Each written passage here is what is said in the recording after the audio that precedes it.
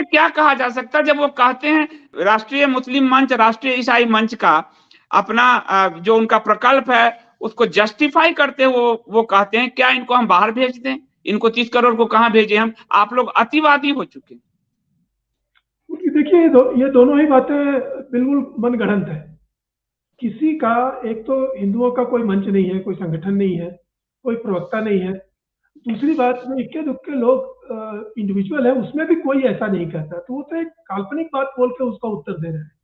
किसी को कहीं जाने की जरूरत नहीं है, ना किसी भेजने की बात है।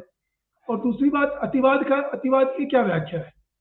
अगर हिंदुओं को इस्लामियों या मुसलमानों के बराबर अधिकार देने की मांग जो बहुत लोग कर रहे हैं इंडिविजुअल लेवल पर, कि जो संवैधानिक रूप से हिंदुओं को दूसरे दर्जे का नागरिक बना दिया गया है, मंदिरों पर और शिक्षा पर हिंदुओं का अधिकार वैसा नहीं है जैसा मुसलमानों और क्रिश्चियनों को है, तो इसमें अतिवाद कहाँ है? ये तो समानता की मांग हो रही है।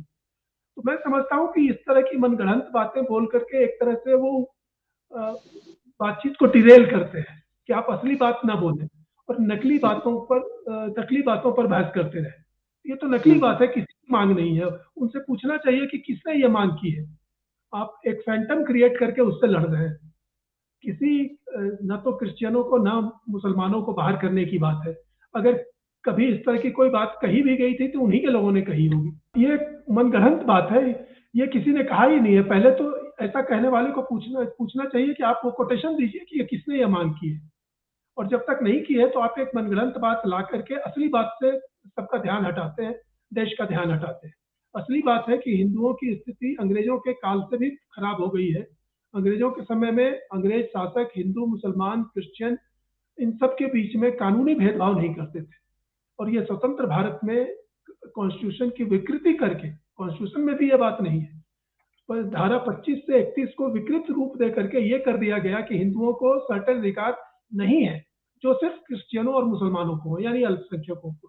तो इसको बराबर करना, सभी समुदायों को बिना धार्मिक भेदभाव के शिक्षा, संस्कृति, धर्म में अपने बराबर अधिकार देना, मंदिर के संचालन में वही अधिकार देना जो कि मस्जिद के संचालन में मुसलमानों को है और चर्च के संचालन में ईसाइयों को है। हम ये मांग कर रहे हैं या हम इस तरह की बातें उठाते हैं, इसमें अतिवाद कहाँ से आ गया? और इसमें किसी को बाहर भेजने की कहाँ बात आ गई? इसलिए ये भटकाने वाली बातें हैं। इस तरह के आलोचनाओं पर उन्हीं से पूछना चाहिए कि पहले आप इसको उद्धृत करें, जैसे अभी आपने फोटो दिखा करके बताया कि ये किसी ने ये कहा है, ये मांग की है या ये किया है। ऐसा कोई बात नहीं है। तो इस तरह के प्रश्नों को तो डिसमिस कर देना चाहिए सुनते ही। तो पॉइंट वही है कि इस तरह के मुद्दों से वो बचना चाहते हैं, इसलिए ये झूठा फैंटम खड़ा करके वो आपको और ऐसे लोगों को डिरेल करते हैं, एक तरह से उनको प्रताड़ित करते हैं कि आप अतिवादी हैं। समानता की मांग करना कब से अतिवाद हो गया? हम अगर ये कहते हैं कि जिस तरह से क्रिश्चियनों को अपना चर्च चलाने का अधिकार है, मुसलमानों को अपना मस्जिद चलाने का अधिकार है, तो हिंदुओं को भी अपने मंदिर चलाने का अधिकार होना चाहिए। करप्शन और व्यवस्था, यह सब चीजें तो उनमें हमसे भी ज्यादा है।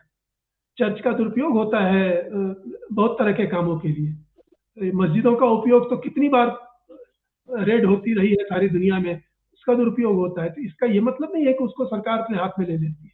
तो सिर्फ मंदिरों के लिए कुतर्क करना, ये ये असली मुद्दा है। कि और उसी तरह शिक्षा में भी आरटीई में एक तरह से हिंदुओं को वंचित कर दिया गया है अप्रत्यक्ष रूप से, कि भाई अगर वो स्कूल चलाएंगे तो उनको 25% विद्यार्थियों का एक तरह से सारा खर्चा उठाना पड़ेगा। लेकिन अगर वो मुसलमान चला रहे हैं स्कूल या ईसाई चला रहे हैं स्कूल तो उनको ये नहीं करना पड़ेगा। तो ये इतना बड़ा हेवी लोड हो जाता है कि हिंदुओं के चलाए हुए स्कूल बंद हो रहे हैं। तो शिक्षा में ये वंचित कर देना और मंदिर चलाने में वंचित कर देना, असली मुद्दा ये है। इस इसका सामना वो नहीं करना चाहते हैं, इसलिए ये फैंटम स्थितियां ला करके आपको झूठ मूठ का एक तरह से लांछित करना चाहते हैं या प्रताड़ित करना चाहते हैं और बात को बदलना चाहते हैं। ये बिल्कुल गैर जिम्मेदार तरीका है और इसके लिए उनकी जितनी भी भर्त्सना की जाए कम है, क्योंकि इससे एक चीज प्रमाणित होती है कि संघ परिवार के ऐसे बोलने वाले ऐसे लोग, उनमें कोई हिंदू संवेदना नहीं रह गई है। वो ये समझ नहीं पाते हैं कि वो हिंदू भी है। उनको ये दिखता नहीं है कि वो स्वयं भी वंचित है हिंदू के रूप में।